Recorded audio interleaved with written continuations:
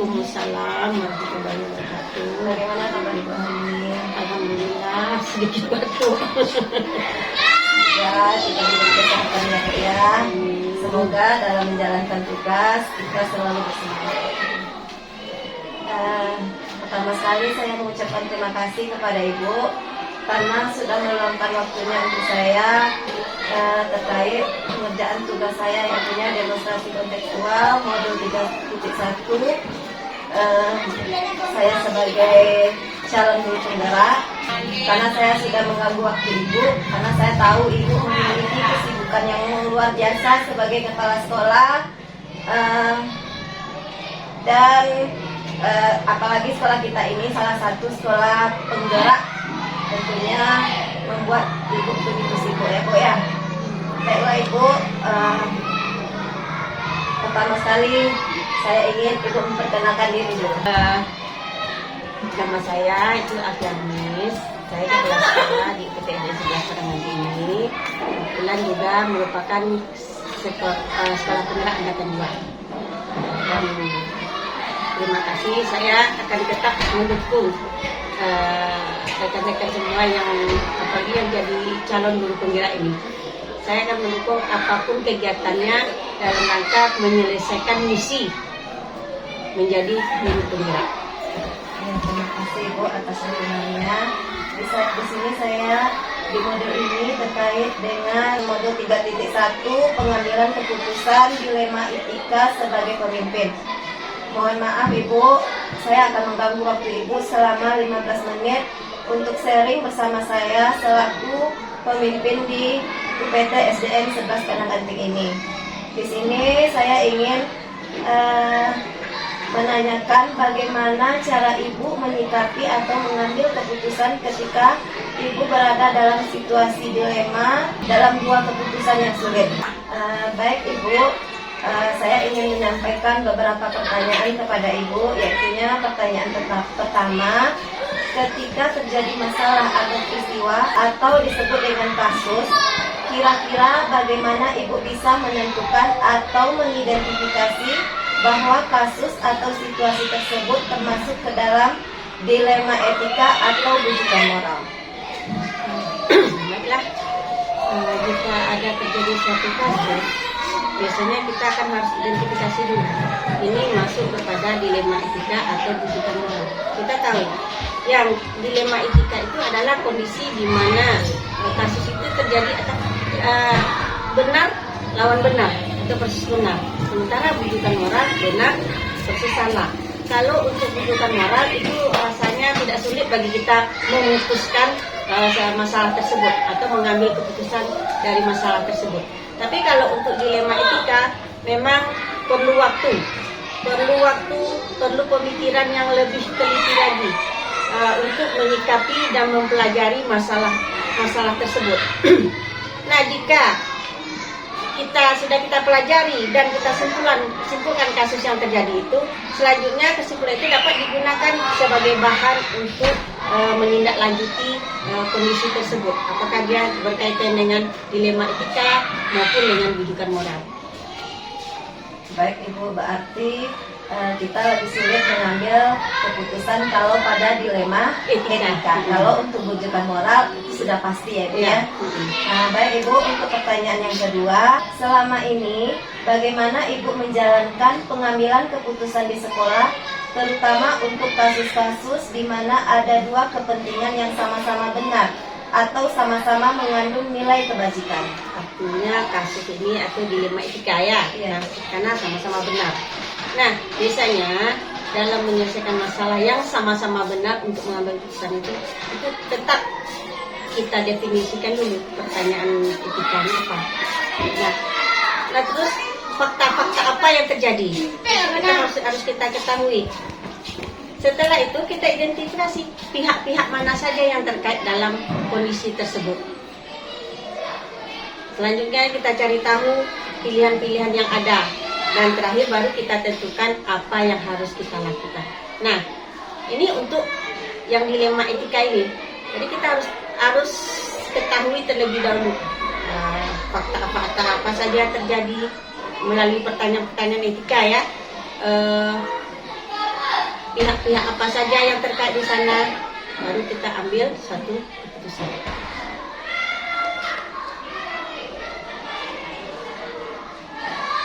Jadi untuk ini yang pertama sekali Ibu lakukan yaitunya mengidentifikasi dulu, seterusnya menentukan fakta-fakta dan siapa yang terlibat, baru diambil keputusan. Baik Ibu, kita masuk pertanyaan yang ketiga. Langkah-langkah atau prosedur seperti apa yang bisa Ibu lakukan selama ini? Sebetulnya ada 3 bagian itu ya. Yang pertama kita lihat dulu 4 paradigma itu. 4 paradigma itu kan ada 4. Ada misalnya individu versus masyarakat, ada rasa keadilan versus rasa kasihan dan sebagainya. Ada 4 paradigma itu. Saya rasa Bu Era tahu itu kan. Nah, kita juga perhatikan 3 resolusi atau unsur atau prinsip berpikir dalam pengambilan keputusan. Apakah berbasis akhir, apakah berbasis peraturan, atau berbasis rasa peduli. Nah, dalam pengambilan keputusan itu kita akan melihat langkah-langkahnya. Apa-apa saja langkah. Biasanya untuk dilema etika kan kita mengenal 9 langkah pengambilan keputusan. Nah, dari 9 langkah itu pertama kan kita mengenali dulu nilai-nilai yang saling bertentangan. Nilai apa yang bertentangan? Benar lawan benar itu apa nilainya? Terus kita tentukan siapa yang terlibat, sama seperti tadi. Tentukan nilai, siapa yang terlibat, tentukan fakta-fakta yang relevan dengan situasi. Kita uji apakah mana yang benar, mana yang salah. Terus pengujian paradigmanya bagaimana. Kita lakukan prinsip 3 resolusi tadi. Investigasi opsi pilihan atau trilema. Kalau trilema kita kan biasa mengenal istilah dilema, tapi di sini kan ada prinsip trilema 3. Berarti ada keputusan lain, satu sisi lain ya. Juga baru kita buat keputusan. Nah, setelah keputusan kita buat itu kita kaji lagi dan kita refleksikan. Jadi itu kira-kira 9 langkah pengambilan keputusan dilema etika. Jadi langkah atau prosedur yang Ibu ambil yang pertamanya mengenal 4 paradigma, 3 prinsip dan melakukan 9 langkah. Ya, baik Ibu. Untuk pertanyaan yang keempat,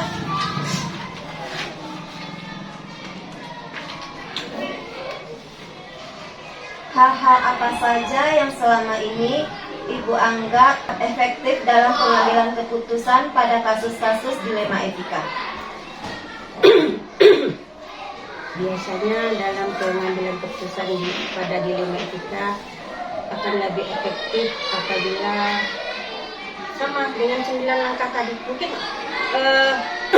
kita harus ketahui dulu, kita gunakan prinsip resolusinya apa, 4 paradigmanya kemana dari yang 4 tadi. Apakah dia masuk kepada individu lawan versus masyarakat, atau dia rasa keadilan lawan rasa kasihan, kebenaran lawan kesetiaan, atau jangka pendek lawan jangka panjang. Nah, baru kita gunakan prinsip resolusi. Kira-kira sama dengan 9 langkah tadi. Kira-kira mulai dari menentukan dari awal nilai-nilai yang saling bertentangan sampai kepada pengambilan keputusan dan melakukan kaji ulang atau refleksi dari keputusan yang telah dibuat. Jadi Ibu tetap berpegang pada 9 langkah. 9 langkah, 4 prinsip tadi serta 3 prinsip dan 4 paradigma tadi. Terima kasih Ibu. Sekarang pertanyaan yang kelima, hal-hal apa saja yang selama ini merupakan tantangan dalam pengambilan keputusan pada kasus-kasus dilema etika? Yang mana dalam pengambilan keputusan kita sudah berusaha untuk memberikan keputusan yang paling solutif, keputusan yang paling memberikan solusi terbaik. Cuman terkadang kan keputusan kita itu ada yang bertentangan dengan kepentingan orang lain. Nah, di situ biasanya akan yang menjadi tantangan itu adalah adanya tekanan sosial, apalagi ada perubahan nilai-nilai dalam masyarakat dan juga terjadinya konflik kepentingan. Jadi kira-kira ada 3 tantangan sebetulnya dalam pengambilan keputusan ini. Yang pertama tekanan sosial, yang kedua perubahan nilai-nilai yang terjadi di masyarakat, dan terakhir adanya konflik kepentingan. Jadi tantangan yang Ibu ambil dalam pengambilan Yang ditemukan. keputusan, tantangannya yaitunya tekanan sosial, perubahan nilai-nilai dalam masyarakat, serta konflik kepentingan. Oke, Bu, terima kasih Bu. Untuk pertanyaan yang selanjutnya, apakah Ibu memiliki sebuah tata cara atau jadwal tertentu dalam sebuah penyelesaian kasus dilema etika? Apakah Ibu langsung menyelesaikan di tempat atau memiliki sebuah jadwal untuk penyelesaiannya? Bentuk prosedur seperti apa yang Ibu jalankan? Biasanya dalam penyelesaian masalah konflik ini itu kita biasanya di matungguh, di situ di siang. Jadi timbul masalah langsung diselesaikan saat itu. Karena kita tidak menjadwalkan adanya suatu masalah kan, tapi jika timbul masalah langsung diselesaikan. Nah, jadi untuk penyelesaian kasus-kasus baik itu dilema etika maupun rujukan moral biasanya langsung diselesaikan dengan memperhatikan 4 paradigma, 3 resolusi dan 9 langkah. Jadi tanpa jadwal. Berarti dalam menyelesaikan kasus ini tidak ada jadwal, tapi di mana ada masalah di situ diselesaikan, di mana tumbuh di situ disiangi. Terima kasih Ibu.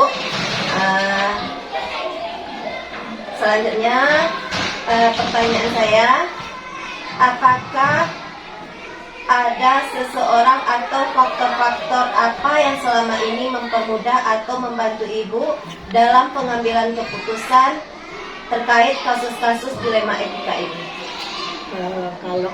Kalau yang membantu itu sudah pasti ada ya, namanya kita punya rekan sejawat, kita punya anggota, kita punya atasan. Itu biasanya jika terjadi suatu kondisi yang kita sulit untuk menyelesaikannya, biasanya kita coba untuk memusyawarahkannya. Itu yang pertama. Yang kedua, faktor-faktor yang mempengaruhi dalam pengambilan keputusan ini ada itu kita berusaha untuk berpikir berbasis hasil akhir. Jadi hasil dari keputusan kita ini, hasil akhir dari keputusan kita ini nanti memang betul-betul merupakan solusi dari masalah tersebut. Kita juga akan selalu berorientasi pada aturan yang ada. Kita juga berusaha untuk selalu meningkatkan rasa peduli terhadap masalah yang terjadi, dan juga kita selalu berpegang kepada 4 paradigma tadi. Berarti di sini berkolaborasi itu hal yang paling penting ya Bu ya. Baik Ibu, untuk pertanyaan saya yang terakhir, dari semua hal yang telah disampaikan, pembelajaran apa yang telah Ibu petik dari pengalaman Ibu dalam pengambilan keputusan dilema etika? Pembelajaran yang dipetik dalam pengambilan keputusan dilema etika ya. Yang jelas dalam pengambilan keputusan itu yang telah jadikan pelajaran itu, ternyata dalam pengambilan keputusan kita ternyata harus memperhatikan nilai-nilai kebajikan. Jadi itu pertama. Dalam pengambilan itu pelajaran pertama dari pengambilan keputusan itu ya. Yang kedua, keputusan yang diambil harus dapat dipertanggungjawabkan sesuai dengan konsekuensi dan aturan yang ditetapkan. Sementara yang terakhir, kita perlu menentukan komitmen pribadi dalam pengambilan keputusan. Jadi kita ada tiga pembelajaran yang kita peroleh dari pengambilan keputusan dilema etika dan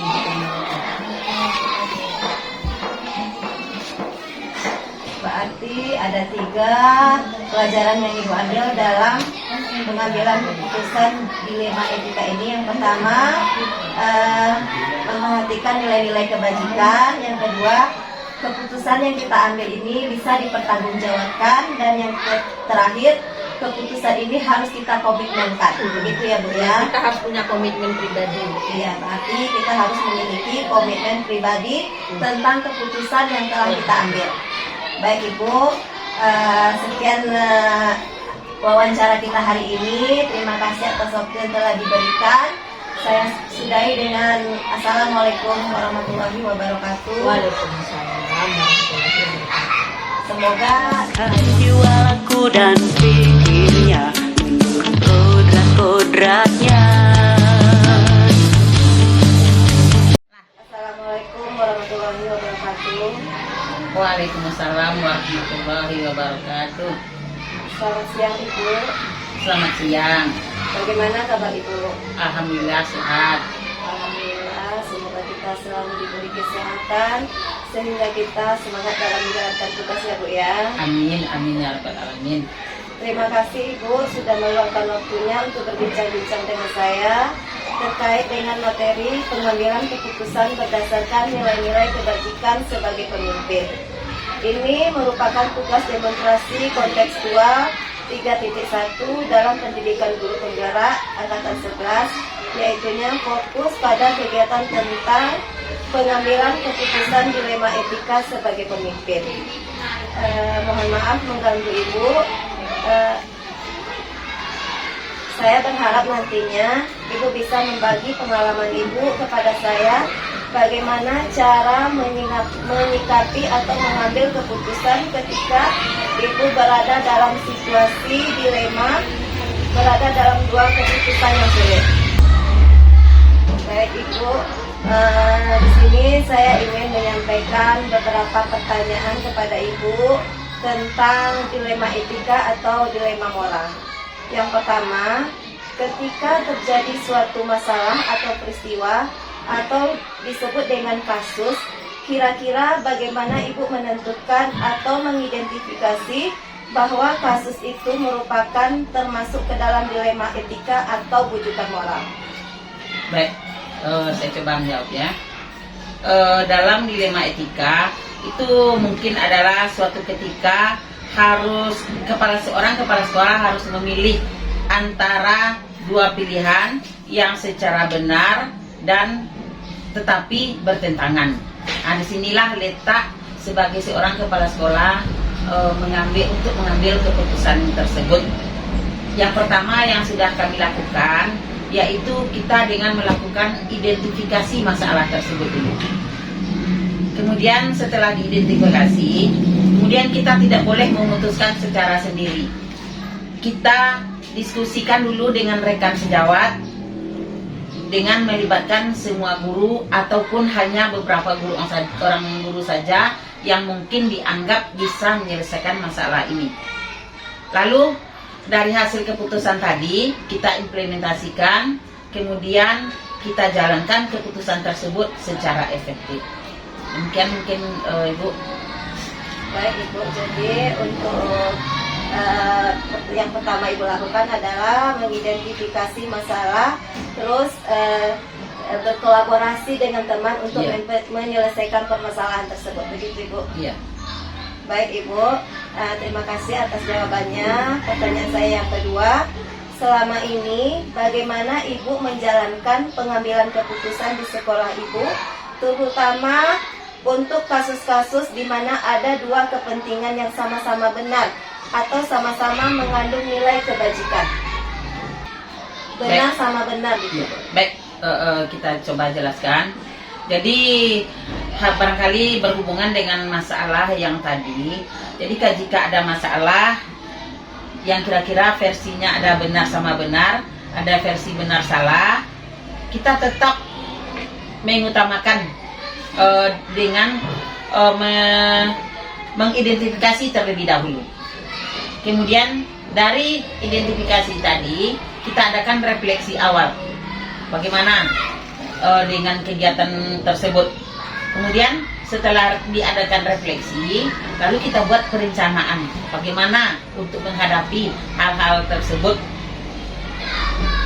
dengan mengimplementasikannya, kemudian baru kita evaluasi. Mungkin itu ya Bu. Jadi di sini kalau sama-sama benar itu yang sama-sama mengandung nilai kebajikan, terutama Ibu melakukan mengidentifikasinya, terus direfleksi begitu Bu. Kemudian diadakan perencanaan, terus mengimplementasikannya, terus baru dievaluasi. Ya, terima kasih Bu atas jawabannya. Selanjutnya langkah-langkah atau prosedur seperti apa yang biasa Ibu lakukan selama ini? Mungkin itu langkah-langkah yang kita lakukan selama ini itu berdasarkan 3 prinsip resolusi. Yang pertama berbasis hasil akhir, kemudian berorientasi kepada aturan yang benar, dan yang ketiga mengutamakan rasa peduli. Mungkin itu ya, Bu. Apa masih ada lagi yang lainnya, Bu? Mungkin sesuai dengan paradigma itu, jika ada rasa, kita harus perhatikan atas rasa keadilan terhadap mana yang lebih dipentingkan, mana yang lebih diutamakan, maka itulah yang kita ambil, kita utamakan terlebih dahulu. Baik Ibu, jadi langkah-langkah atau prosedur yang biasa Ibu lakukan itu dengan menggunakan 3 prinsip tadi ya Bu, Ya. di mana prinsip melihat dari hasil akhir dan berpikir berbasis rasa peduli. Ya. Itu Ibu? Ya. Iya Ibu, selanjutnya terima kasih Bu atas jawabannya. Kita masuk ke pertanyaan selanjutnya Ibu. Untuk pertanyaan yang keempat, hal-hal apa saja yang selama ini Ibu anggap efektif dalam pengambilan keputusan pada kasus-kasus dilema etika? Hal-hal yang kita anggap efektif dalam mengambil keputusan pada kasus dilema etika, diantaranya itu kita lihat itu tergantung seberapa mendesak dan seberapa besarnya pengaruh dilema etika tersebut terhadap kegiatan di sekolah kita ini, atau di suatu sekolah yang kita pimpin. Itu. Berarti dilihat pengaruh dalam suatu dilema itu terhadap sekolah kita ya Bu ya? Iya, seberapa mendesak, Iya, Bu. atau seberapa besar pengaruhnya. Iya Bu, terima kasih Bu atas jawabannya. Dan yang kelima, hal-hal apa saja yang selama ini merupakan tantangan dalam pengambilan keputusan pada kasus-kasus dilema etika? Baik Bu, mungkin hal yang selama ini menjadi tantangan bagi saya dalam hal pengambilan keputusan dilema etika itu diantaranya tekanan sosial. Jadi yang tekanan sosial ini contohnya kita kadang teman menerima, kadang ada yang tidak, keputusan yang sudah kita ambil. Kemudian konflik kepentingan itu, ya konflik kepentingan, kadang mereka memerlukan, katanya dia mau tetapi dia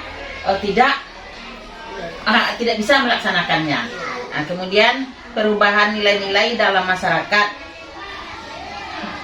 Kadang kita keputusan yang kita ambil itu dicela oleh masyarakat. Masyarakat tidak setuju dengan hal tersebut, tetapi itulah tantangan yang kita hadapi. Mungkin itu. Jadi tantangan yang Ibu rasakan pada jadi tantangan dalam pengambilan keputusan kasus-kasus dilema etika ini yaitunya bagi Ibu tekanan sosial, perubahan nilai dalam masyarakat, dan konflik kepentingan. Iya. Itu Ibu. Untuk pertanyaan selanjutnya, apakah Ibu memiliki sebuah tata kala atau jadwal tertentu dalam sebuah penyelesaian kasus dilema etika? Apakah Ibu langsung menyelesaikan di tempat atau memiliki sebuah jadwal untuk penyelesaiannya? Atau bentuk prosedur seperti apa yang Ibu jalankan? Baik, Bu, mungkin selama ini kalau acara tersebut itu tergantung kepada masalah yang kita hadapi. Mungkin bisa kita buatkan jadwalnya, atau kita bisa menyelesaikan pada saat itu juga. Berarti bisa jadi permasalahan itu tidak terjadwal untuk menyelesaikannya, Iya, karena kita betul. tidak tahu ya Bu ya, masalah itu waktunya terjadi. Atau Seperti pepatah dia mengatakan di mana tumbuh di situ disiapkan. iya, mantap Ibu. Baik Ibu, untuk pertanyaan selanjutnya, jadi Ibu tidak memiliki jadwal tertentu ya Bu ya? Tidak.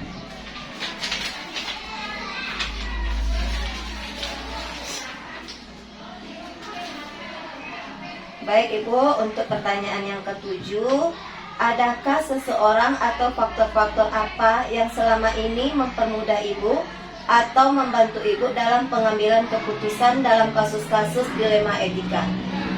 Baik Bu, mungkin dalam pengambilan keputusan selama ini dalam kasus dilema etika itu kita selalu berkolaborasi dengan guru yang kita anggap mampu dalam hal demikian, dalam penyelesaian masalah ini. Bisa jadi guru agama atau guru yang lebih tua, atau bisa jadi semua guru kita libatkan. Jadi intinya di sini dalam pengambilan keputusan dilema etika ini Ibu berkolaborasi dengan stakeholder yang ada di sekolah ini, begitu Bu? Stakeholder bisa jadi kita libatkan nanti komitenya kalau diperlukan. Iya, Bu, dengan komite ataupun dengan pemuka masyarakat Ya, di sini, bisa ya. pemuka masyarakat. Baik Ibu, terima kasih atas jawabannya. Ini pertanyaan yang terakhir. Dari semua yang telah disampaikan, pembelajaran apa yang Ibu petik dari pengalaman Ibu dalam mengambil keputusan dilema etika ini? Baik Ibu, mungkin pembelajaran yang bisa kita ambil dari pembelajaran dilema etika ini itu bahwasanya kalau kita mempunyai suatu dilema, maka sebaiknya jangan kita putuskan sendiri, jangan kita ambil keputusan sendiri. Harus kita bawa anggota kita atau guru kita biar semua stakeholder yang ada di sekolah tersebut tahu dan mengetahui apa yang harus dilakukannya. Berarti di sini kita tidak boleh mengambil keputusan sendiri, kita tetap berkolaborasi. Intinya dalam kesuksesan sekolah kita ini adalah berkolaborasi, begitu Bu? Iya. Ya. Terima kasih Ibu atas jawaban yang telah Ibu berikan. Pengalaman Ibu yang sungguh luar biasa selama 13 tahun menjadi kepala sekolah, sangat membantu saya. Semoga saya bisa nantinya bisa seperti Ibu. Untuk kali ini hanya itu yang bisa saya sampaikan. Saya ucapkan terima kasih Ibu. Saya sudahi dengan Assalamualaikum warahmatullahi wabarakatuh. Waalaikumsalam warahmatullahi wabarakatuh.